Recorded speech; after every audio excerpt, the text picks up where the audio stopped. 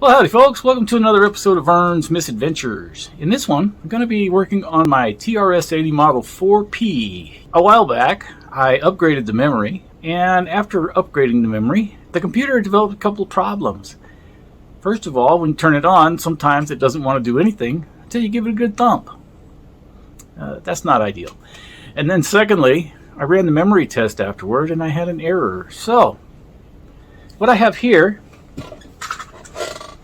is another set of RAM for it. I ordered this, I forgot where I got it exactly. If I can remember or find out, if I saved the link, I will link it down below. And as far as the have to thump it to make it turn on thing goes, I am thinking I probably broke a solder joint pulling on the connectors or something. So we're going to turn the board over and kind of reflow the solder around anything we pulled on doing this. And hopefully that corrects the issue. So, without further ado, let's get to it.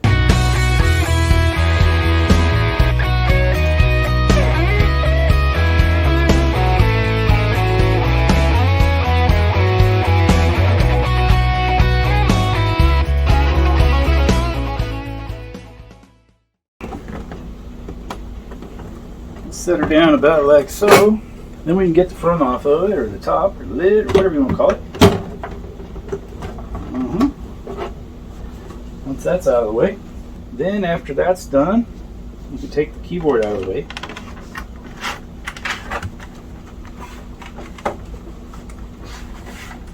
And we're going to stand it up on its face.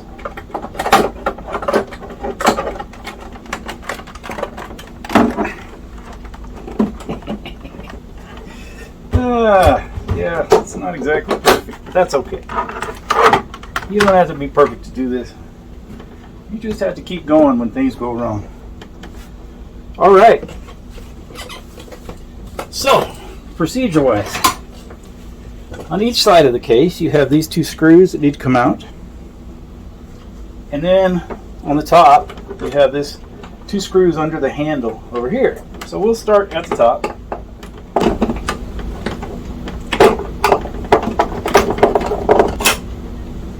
All right, let's get these two screws out. Try to use the appropriate hand where you all can have a view of what I'm doing. Not sure it's working or not. Hey, there we go. So same thing I did on that side, I'm doing on the other side. Right. Okay, so I didn't show this, I think, when I was doing the restoration / retro-write, whatever.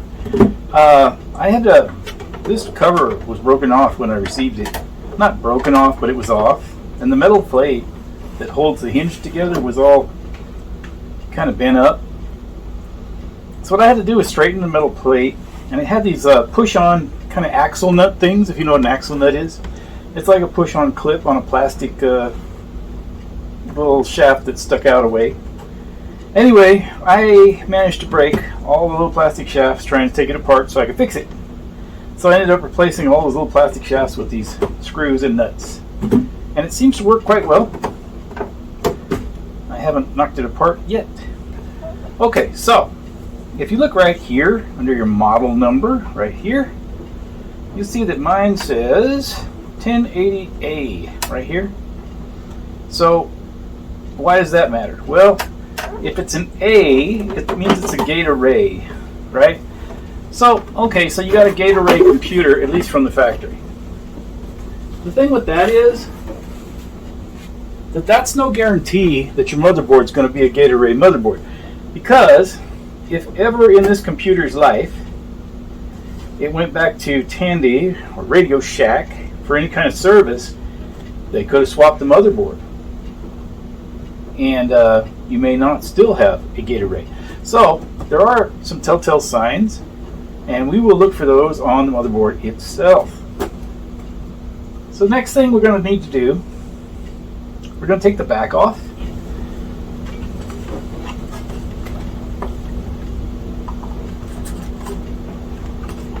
Down in here are two screws that hold this metal bracket on right here.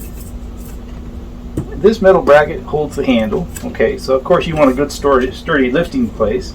So yeah, anyway, we got to take this backing plate for the handle out of here.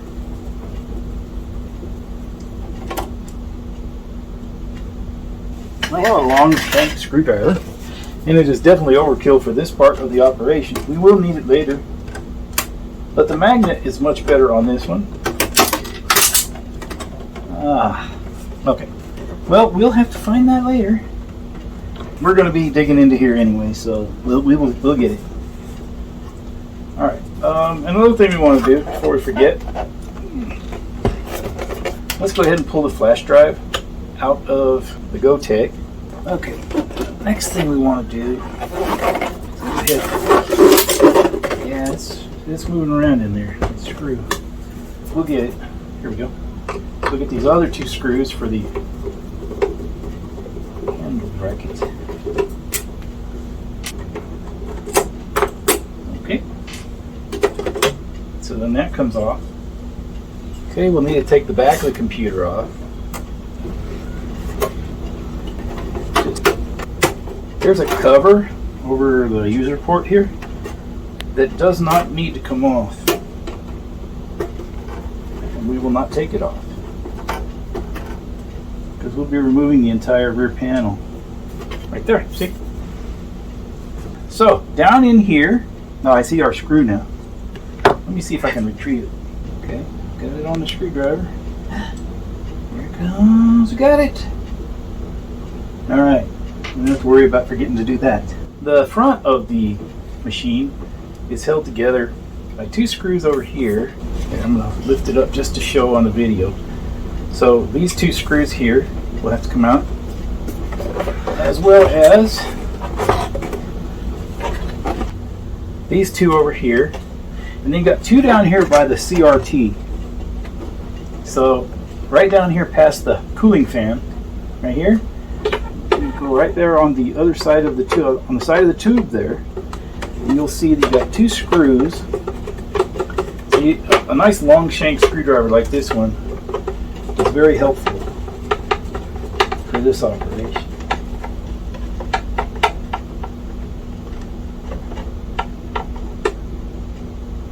Okay, the other one's a little trickier. It's totally doable though. You just gotta get the right spot. Gotta get the right spot to get on there. Get my big head out of you all the way. There it is. Okay, so I'm turning the screw. It's plenty loose, I think. Let's see what come up.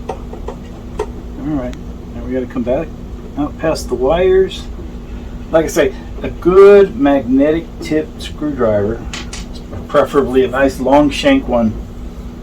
I can leave a link to these that I got from Amazon, but as long as you got a nice magnetic screwdriver with a long shank, you can pull this off. So let's get this other side apart.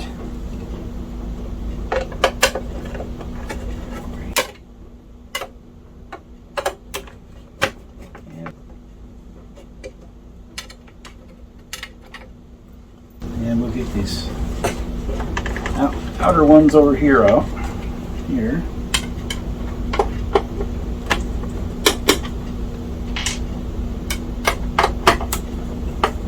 Okay, so once you get to this point, the only thing holding your faceplate on in front of your computer is the knobs that control your CRT. Now they actually hold pretty well. So, but don't hold on to the front of your computer when you do this, because I don't think it'll hold the weight of your computer. Alright, that's got it. So next thing we'll do, we'll get us a flat blade screwdriver. So this is overkill, but it's what I have handy. So yeah, you just get your knobs off, your contrast and brightness. Then this should lift right off. It's out of the way. Right here, this is the new RAM I put in right here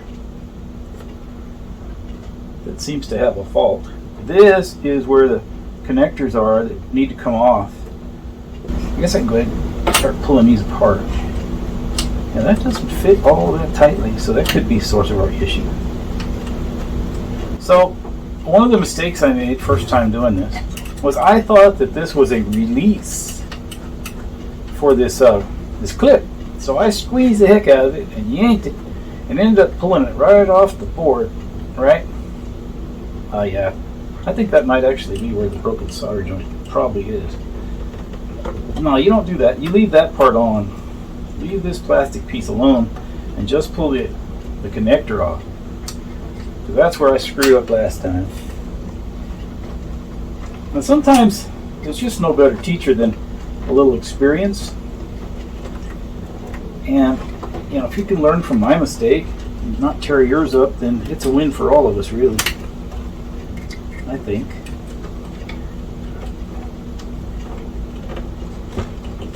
Okay, so there's that one. So we just got this one here we gotta get out. Here she comes.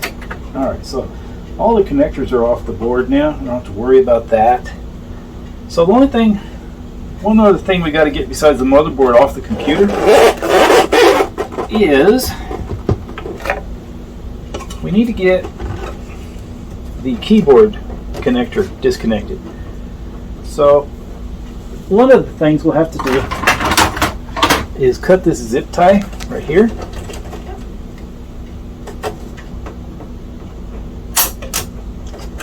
And that will come in handy here momentarily. Alright, so you got 4 screws here that got to come out. Actually there's 5 because you got the one for the bottom of your mount for your drives. Oh my goodness. So we remove these screws here. Just take all these out these other side too. What we're going to do is we're going to take a look at how this keyboard connector is actually mounted here. Oh, okay. So we got, that's what was holding it. So we've got the connector for the drives right here. Here, I'm going to turn it so we can see it with the other camera. Now, so right here, you got this connector for your drives. That's going to have to come off. A couple of thumbnails work pretty good. Don't pull on the cable. I learned the hard way. You don't pull on the cable. Unless you're just bored and want to have your computer down for the count while you wait for a replacement cable to show up. Alright, so this is the front of the board. This would be the front of the computer, right? Okay. So if you look at the keyboard connector, it looks like there's a pink wire right here. Now odds are good this is going to stay in such a way that we're not going to mix it up. But it's always good to take a look back. So the pink wire on this connector, and there's a white wire at the other end. So the pink one's to the rear of the computer. Alright, so we'll just slip that right through. Over here, here we go. So with that out of the way, we've got the motherboard tray completely free. And we can proceed to check this thing out, see if we got a broken solder joint or what on there. When that's done, I guess we can go ahead and get these chips replaced. So, as I have it oriented, I've got the front facing me. Here, let me put my anti-static strap on since we've got just about everything sensitive exposed right now. So now the difference is here, let me show you this PDF here real quick. If you look at this PDF, which I'll try to leave a link to this PDF in the description. So this describes how you would go about doing this upgrade here. This is the instructions for the non-gate array. So have the card edge, 50 pin I/O, and the 34 pin printer connectors point away from you. Right? So that's how I've got it arranged. So in the approximate center of the motherboard of a non-gate array unit, you'll find jumper pins E11, E12, E13. Well, if we look here in the middle of my board, there are no jumper pins. Jumper pins on my board are over here next to U106. That means I have the gate array, okay? I have the gate array unit. So then we go look for the gate array instructions. And okay, so adjacent to U106, find the jumper pins labeled E1, E2, and E3. Here are the jumper pins, right? And one of the things we had to do to enable the extra 64K of RAM is to move the black jumper from E2 and E3 to E1 and E2. So right here, you have jumpers E1, E2, E3. So when you only had 64K of RAM, it had jumpers between E2 and E3. So you want to move that jumper right here down to E2 and E1 according to these instructions here. So since I've already done that, there's nothing to do here. But basically, you'll just pop this off of here and slide it down. So you're going to move it closer towards you to the forward 2 pins instead of the rearward 2 pins. So that's ground lug.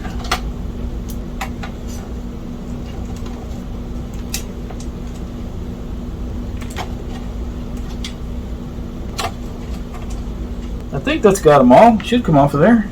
Let's take a look. Oh, there it is. Okay, it's off of there. You can kind of see where the solder mask is. Yep, sure enough. I do believe I've got a broken solder joint right here.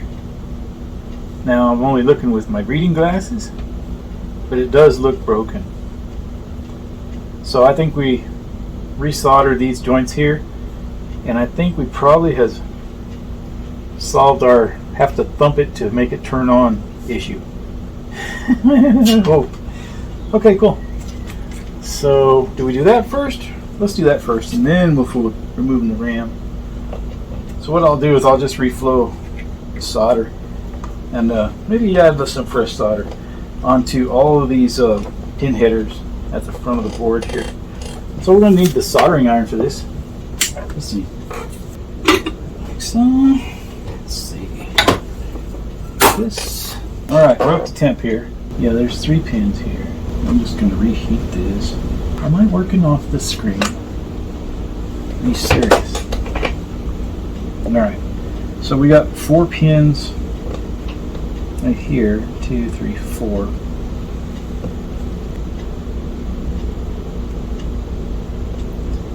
See, once we get a little bit of a solder bridge going between the iron and the pin, then it solders.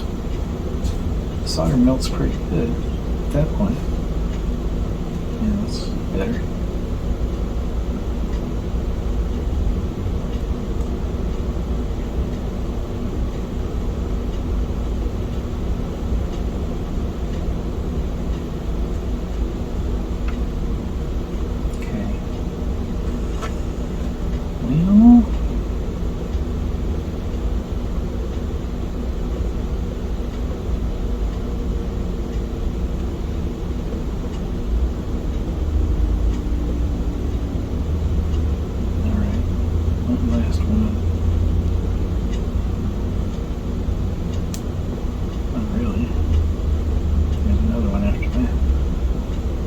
So what I've managed to do now is bridge them up real nice. Okay, I think I cleaned it up. And we got one here. Melt that a little bit. Don't need to add any more solder for sure. I may have a bridge there. I'm gonna have to check it with the ohm meter. Hopefully those are the ones that were the issue. It would make sense that they would be. Alright, so let's just get the ohm meter on it quick. Let's see if we have managed to bridge these connections. Yeah, this one is.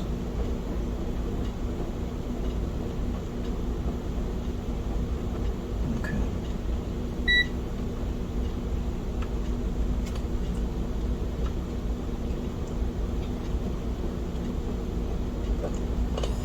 Alright, I think we're okay there.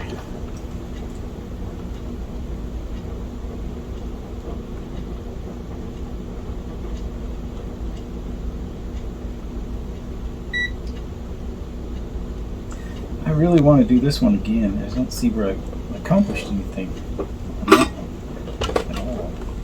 I might have missed it. Being as it is where it is.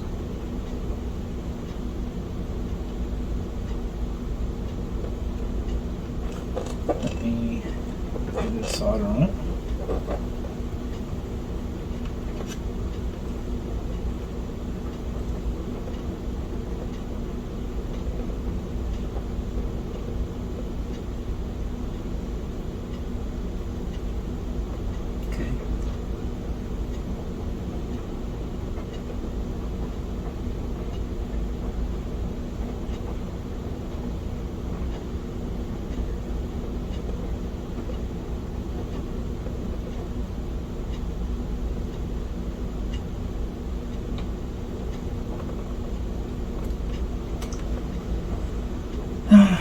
I guess.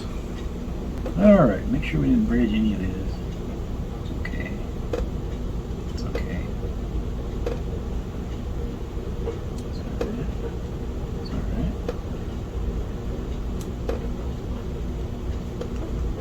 I like it. So, if that's what the issue was, that should have fixed it. So, with that done, we'll clean it up a little bit and we will swap the chips and we will be done. So in case I missed it completely, what I did was I went and reflowed the solder on all these joints right here. I think I might have not been on camera while I did it. I'm sorry. Got this camera going, and I don't know if that caught it either, because I might have been in the way. But that's what I did, was I reflowed all the solder. I thought I noticed a broken joint in here. Maybe I did, maybe I didn't, but I've reflowed the solder and that should be better if that was the issue. If that was not the issue, that's what we were going to fix on the motherboard, and we can dig into the power supply or other places for issues, for possible issues later. But, this did not fix it. I think it probably will, because it would make sense. I strained the hell out of that by pulling on that plastic deal. And then I've got an issue afterwards, so I mean, it all adds up, at least in my mind. Okay, so here's what's got to be done next. We got to flip this over and get the chip puller, and we can pull these chips out. Okay. Oh, okay, so these have the notches. Huh. Gotta love that. The last set of memory chips I put in didn't have the little notch at the end. They just had the dimple. These have the notches in the sockets and the notches in the chips, so we will line all that up and everything should be lovely. Just down there.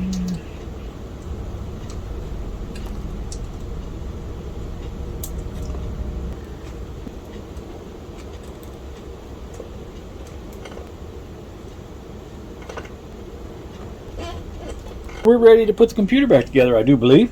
We got this back in the tray, so now let's put it back in the computer. So,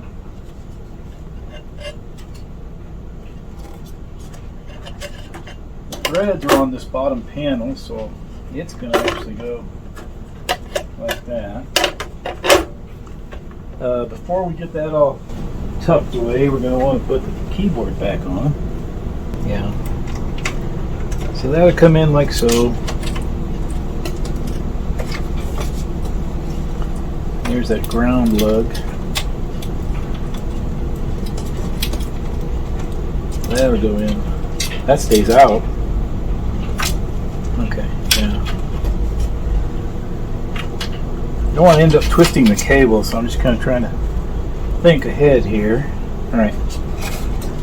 So, yeah, I guess we're good. We can just kind of give it a flip here. Get her put together. Alright, so right now the back of the board is towards me, and we said that the pink wire goes towards the back. Okay, there we go.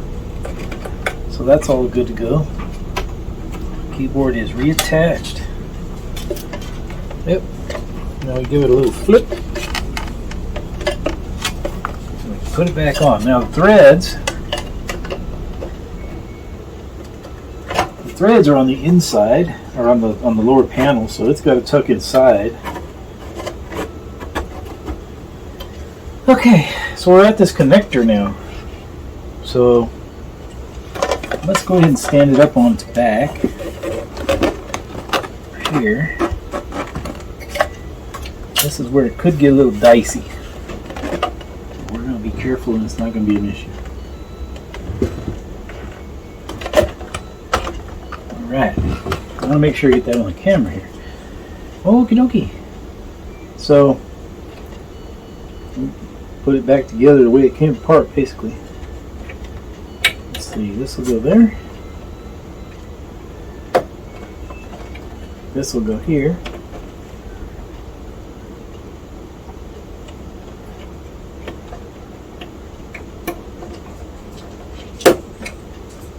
This will go here. And this will go on there. I feel like that could be tighter, but they're pretty right. Once you get it all the way down there, it's pretty snug. Don't need a floating ground. All right, man. I think we're good there. Next thing to do is roll it back on its back and put the screws in, maybe. Yeah. Let's put it on its head here.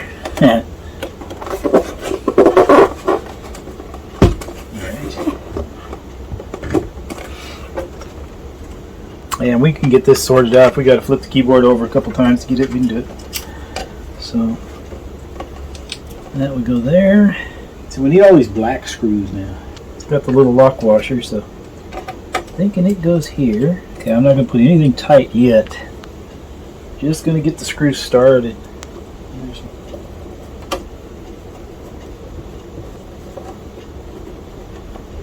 Alright, let's get all of the screws in.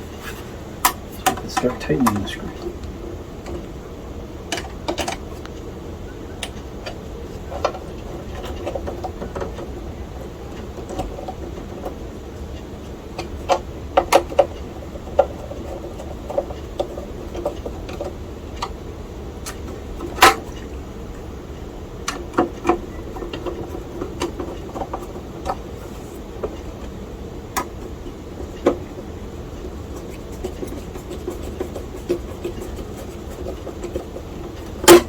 Yeah.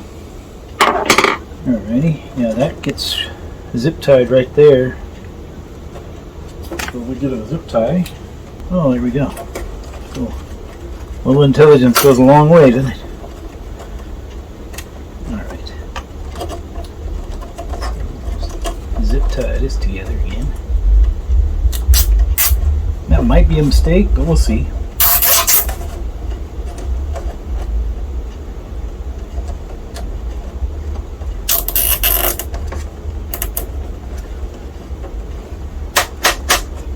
Right, and that should be that. You could test it at this point. It probably wouldn't be a bad idea to do just that. So maybe we should test it to see what it comes up with before we put it all the way back together, and then end up disappointed that it doesn't work. We'll get the floppy cable plugged back in here. I think that's how it's supposed to be. With that done, I can set it down like so. Yeah. Set the keyboard on top, and we can get it into position.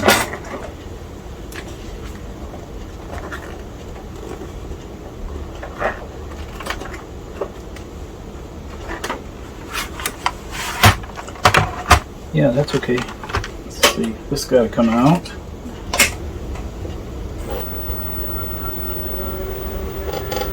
Oh, I didn't plug in the flash drive. Hey, look at that. Turned on. No violence was needed. Alright, let's do this.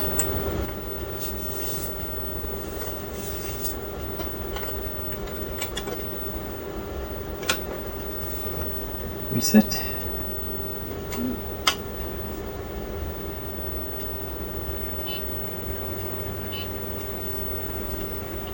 Well, this is a diagnostics loading.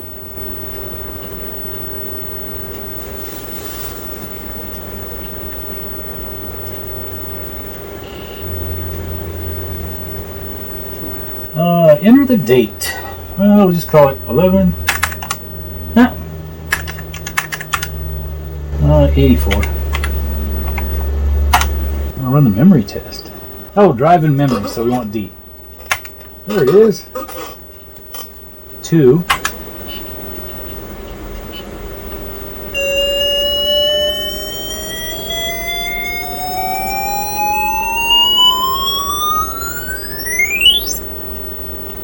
Bank 3, bank 1, 2, bank 3, 1, 0, 1, 2, 3. I believe it's 4 banks of 32K. It says 128K up here in the corner. With the other memory in there, it had already found a problem. In bank 3, I think it said. And I was like, well, I don't have bank 3 because I got 2 banks of 64K. So I looked it up, and it turns out it uses 4 banks of 32. And so you got bank 0 through bank 3. So that's 4 banks.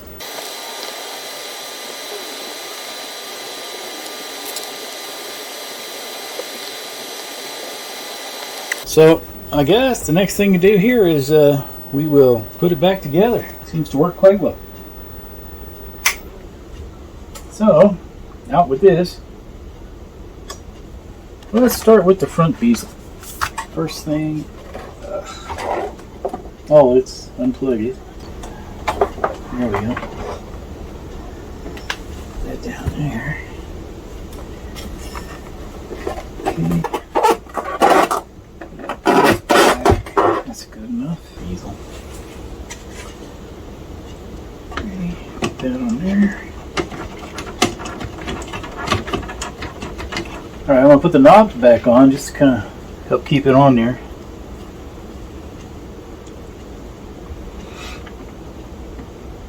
Just to make sure we can break them off, right? Put the knobs back on. There we go. Now we can stand it up on its face without worrying about breaking the CRT, the picture tube. Whichever of those names more tickles your fancy. Okay. Alright, issues here. Dang it. There we go. The computer is facing a different way than it was when it came apart. So the next thing we'll do is we'll start these screws here. Keep this aligned. We'll run them in, but we're not going to tighten. So we want it to be able to slide, if need be. Do the same over here. Okay, so we just fully charged all these capacitors and the picture tube. Probably not a good idea to willy-nilly go poking around.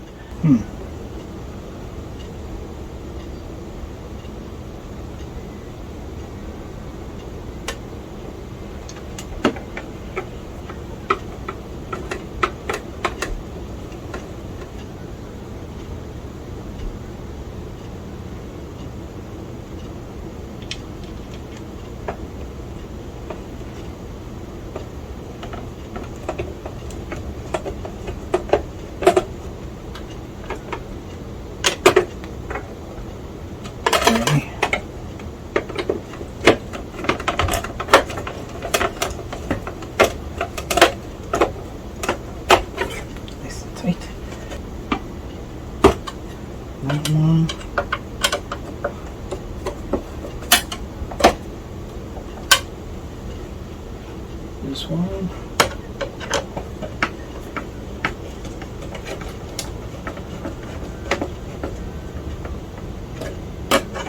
And this one. Very nice. Okay, so So the next thing to do, we can start putting the back on. I'd like to turn this for my own sanity, if I can.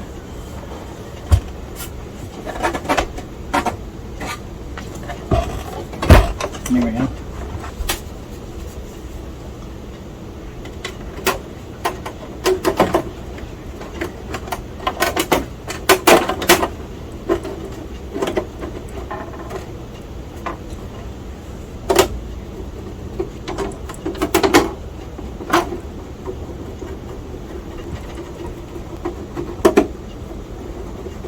Okay, go there.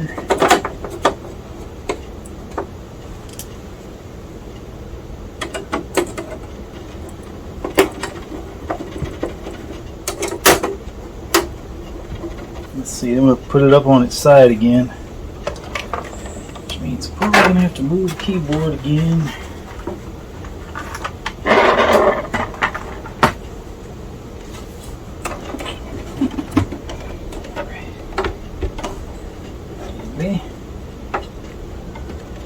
Here are the holes we're looking for right here. There, now you can see them. I'm going to use the big screwdriver because it's got better magnet. And I do not want to drop these screws through the fan into the computer, so we need to start over.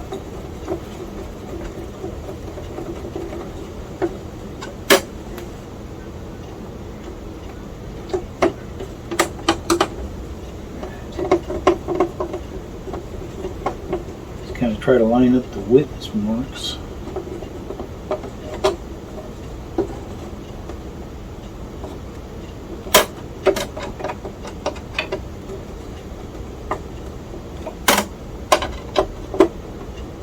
There we go. And tighten here.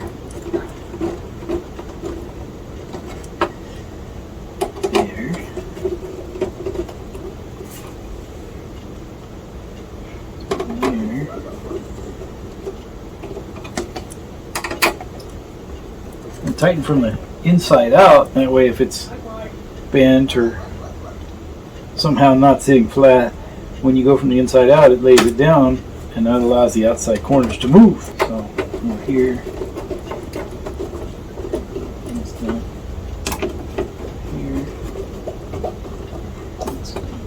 okay, and put the outer case back on, I guess. Kind of arrange that so it's not going to be an issue.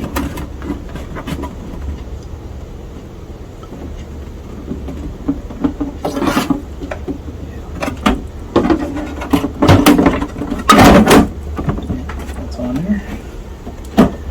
That's on there. Now we'll just put these screws on here and the other two on the other side.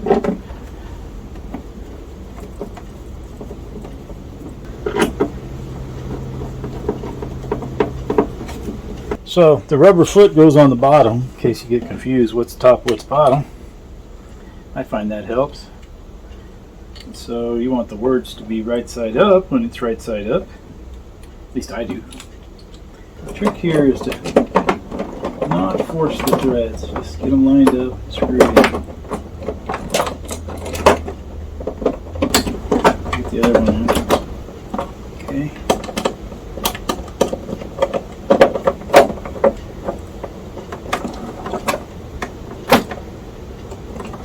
Now you don't want to leave these loose,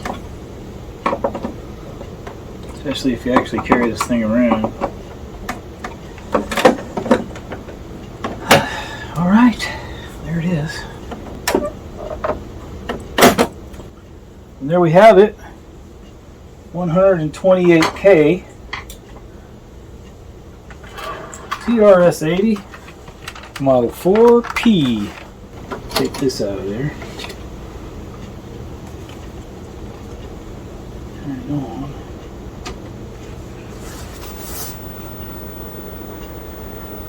Screen. Yeah, there. Oh, we turned the knobs a little bit here. Hold on.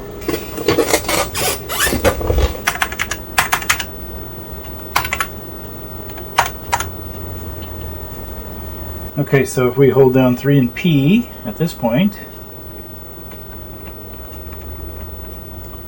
press reset.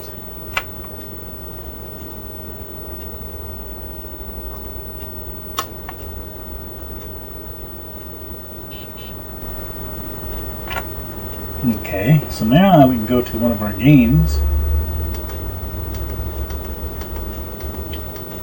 Games. 13 Ghosts. Yeah, let's do that. And press enter. Let's play some 13 Ghosts.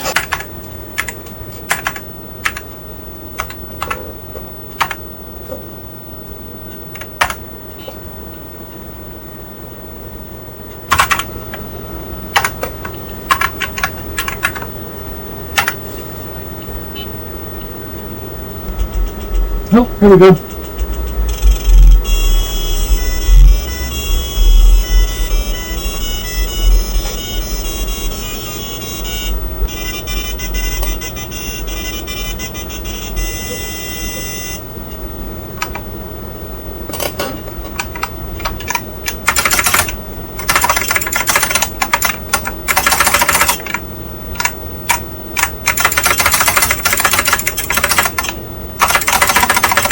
Anyway, seems like it's fixed.